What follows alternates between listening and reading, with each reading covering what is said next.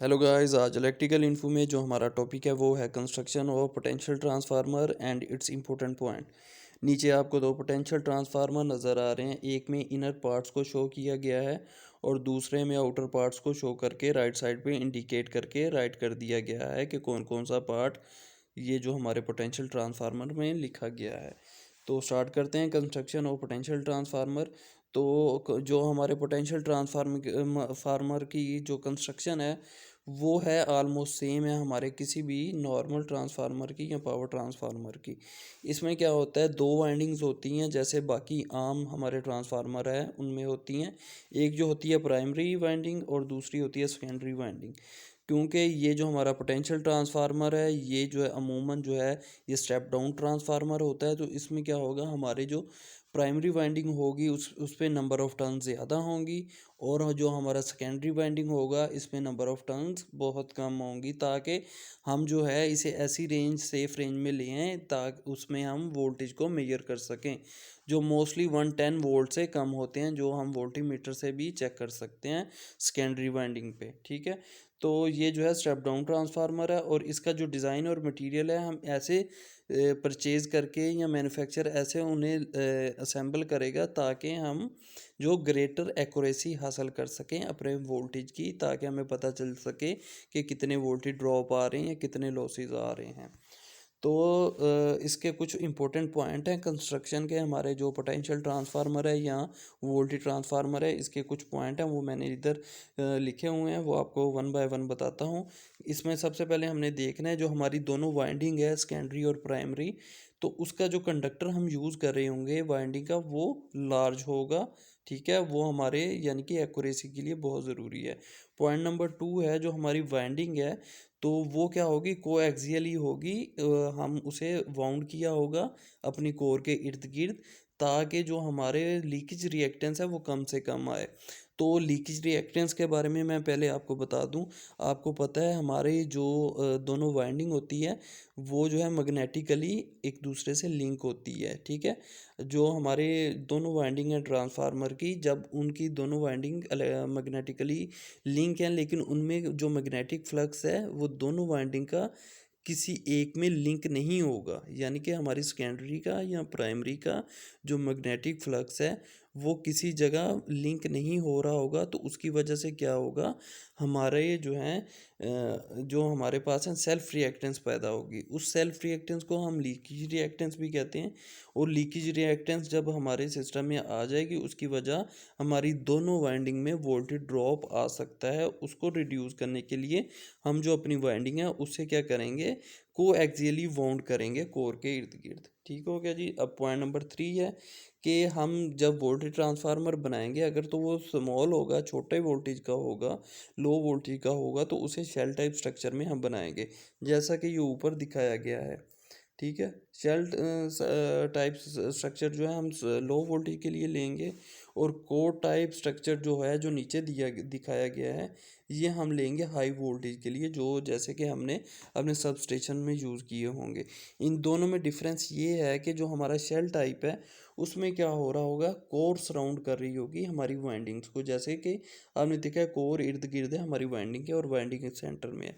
और दूसरी जो हमारा कोर टाइप ट्रांसफार्मर है इसमें जो हमारी वाइंडिंग है ये कोर को सराउंड कर रही होगी, तो इसमें इसीलिए इसको क्या कहते हैं, कोर टाइप ट्रांसफार्मर कि कोर इसमें सराउंड हो रही होगी बाय वाइंडिंग से के।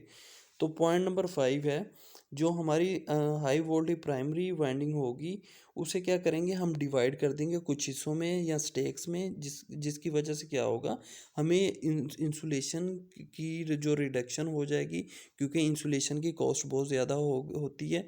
आपने देखा है कि जो 132 केवी या 100 केवी से ज़्यादा के सबस्टेशन है उधर हमने या तो ऐसे स्टैक्स लगाए होते हैं, ठीक है, ऐसे जो है वोल्टेज ट्रांसफार्मर लगाए होते हैं, या क्योंकि हमें इसमें वोल्ट जो इंसुलेशन है वो कम प्रोवाइड करनी पड़ेगी और स्टेक्स बने होंगे।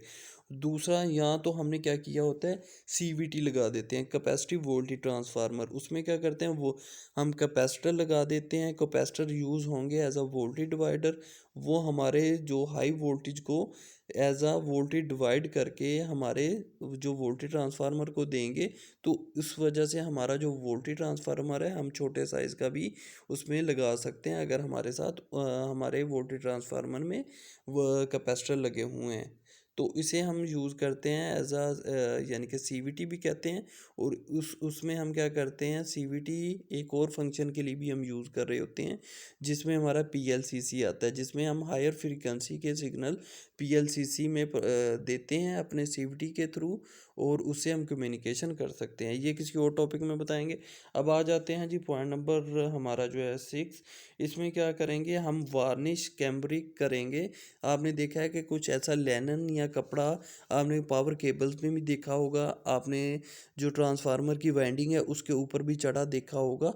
वो हम इसलिए लगाते हैं ताकि हमें जो है इंसुलेशन कॉस्ट कम पड़े, और उसी से हम इंसुलेशन प्रोवाइड कर रहे होते हैं। तो पॉइंट नंबर 7 है कि इसमें हम हार्ड फाइबर होता है जो सेपरेटर के तौर पर काम कर रहा होता है बिटवीन द कॉयल, ठीक है। तो ये इसे एफ बी आर भी कहते हैं, ठीक है। ये फाइबर बहुत सख्त होता है, और हम ज़्यादातर इसे सर्जर एस्टर वगैरह में या इंसुलेटर्स में भी इस्तेमाल कर रहे होते हैं। पॉइंट नंबर 8 है, जो हमारी कोर होगी वो बहुत अच्छी हाई क्वालिटी मटेरियल की बनी होगी, कि उसमें क्या होगा, लो फ्लक्स डेंसिटी रखती होगी, ठीक है। और पॉइंट नंबर 9 है, और पॉइंट नंबर 9 है कि जो हमारा कोर मटेरियल होगा वो अलाउ करेगा कि वो वर्क कर सके लो मैग्नेटाइजिंग करंट के ऊपर भी वो वर्क कर सके। पॉइंट नंबर 10 है, जो हमारा पोटेंशियल ट्रांसफार्मर का टर्मिनल है वो ऐसे डिज़ाइन होगा कि अगर चेंज इन वोल्टेज रेशो कम से कम आनी चाहिए जब हमारा लोड पड़ेगा, ठीक है। जब भी हमारा लोड पड़ेगा तो हमारे जो वोल्टेज रेशो होगी हमारे ट्रांसफार्मर की, ये कम से कम हो, ठीक है। और पॉइंट नंबर 11 ये है कि जो फेस एंगल शिफ्ट आती है हमारे बिटवीन इनपुट और आउटपुट के, ये मिनिमम होगी जब हमारे वोल्टेज ज़्यादा होंगे या कैपेसिटी वोल्टेज हमारा लोड चलेगा, तो उसकी वजह से हमारे जो है इनपुट और आउटपुट में फेस शिफ्ट जो है, फेस एंगल शिफ्ट जो है कम से कम हो, ताकि हमारे वोल्टेज ट्रांसफार्मर को कोई मसला ना हो सके। और लास्ट पॉइंट है, हमारे जो हाई वोल्टेज के हमारे वोल्टेज ट्रांसफार्मर होते हैं तो इनमें जो है ऑयल फील्ड होता है, ठीक है, इंसुलेशन के लिए। तो उसमें क्या होता है, ऑयल जो फील्ड होता है बुशिंग में भी होता है, और उसे इंडिकेट करने के लिए ये राइट साइड पे अगर आपने देखा है तो बताया गया होता है कि जो हमारा इंसुलेशन ऑयल है, जिसे हम मिनरल ऑयल भी कहते हैं और नेफ्ता भी कहते हैं, वो जो है इंडिकेट इस उसे हमने इसमें डाला होता है अपने वोल्टेज ट्रांसफार्मर में। तो उससे क्या होता है, हमें इंसुलेशन प्रोवाइड होती है, और एक वो कूलिंग भी प्रोवाइड कर रहा होता है हमारे सिस्टम को जो लगातार चल रहा होगा। तो उसे भी शो किया गया है ताकि हमारा वोल्टेज ट्रांसफार्मर जो है इंसुलेशन अच्छी रख सके। होप आपको ये जो कंस्ट्रक्शन है हमारे वोल्टेज ट्रांसफार्मर की या पोटेंशियल ट्रांसफार्मर की, इसके बारे में पता चल गया होगा कि अगर हमने एक्यूरेसी ज़्यादा लेनी है तो अच्छा मटेरियल यूज़ करना है, ठीक है। वाउंडिंग कैसे करनी है अपने वाइंडिंग की, कि वाउंड कैसे करना है, कोएक्सियल करना है कैसे करना है, और बाकी चीज़ें कैसे स्टेप बाय स्टेप लगानी है। होप आपको वीडियो अच्छी लगी होगी।